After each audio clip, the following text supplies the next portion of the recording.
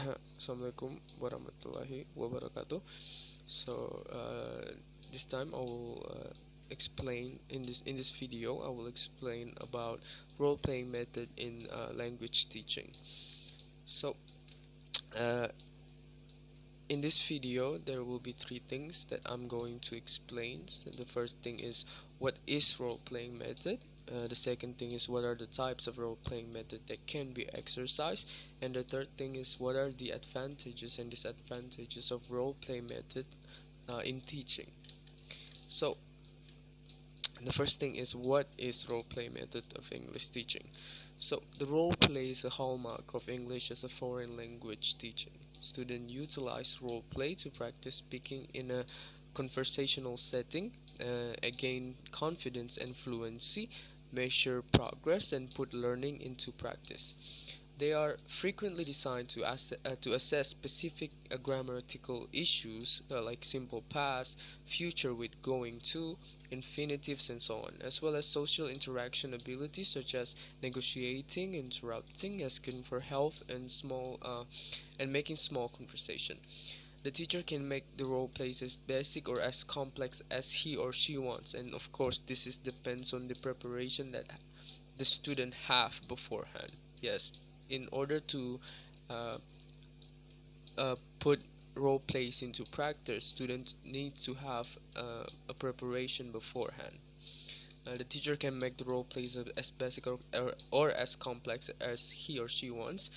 Setting a scene can be accomplished by verbal instructions, secret messages, gestures, and cue card.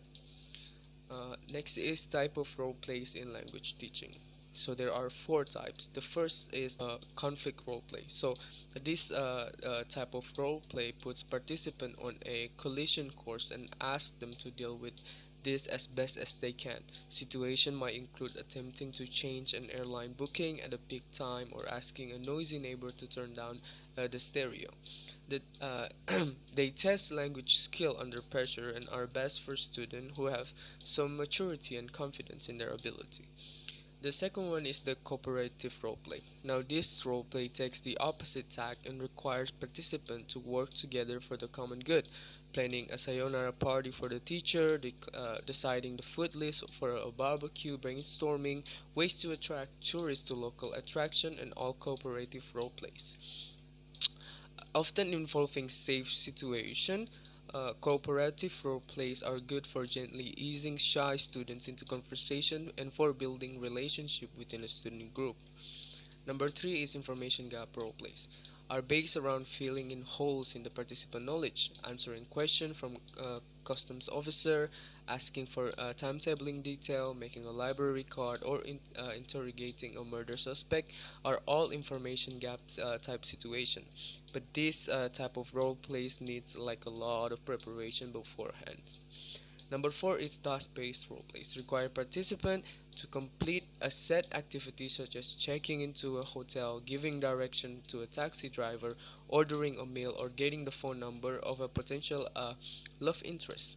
This type of roleplay is very good in order to prepare the student for the real life situations that they are going to face. Next, we move to the advantage and disadvantages of this method. So we're going to talk about the advantage. So the advantages is the first is that this method is a social and communal method. So role playing is a social activity. Players interact within the scenario they are given, which encourages students to come together to find solution and to get to know you know uh, how their friends think. The second is to prepare them for a real life situation. In some cases, role playing can prepare groups of students for scenarios that occur in real life, like I explained to you before, and indicates their current level skill. When an individual participates in a role playing scenario, she or he is demonstrating the way that they would actually handle a similar situation in real life. For the disadvantages is the first one is make some it could make some student feel uncomfortable, and not every student is comfortable with role-playing scenarios, and this can affect their performance. And the second disadvantages is that it may not be taken seriously. Now, while some employees will, while some students will be comfortable role playing, they are less adept at getting into the required mood needed to actually replicate a situation. So, yeah, that is my explanation. Hope by just 5 minutes you could understand. Thank you so much for listening.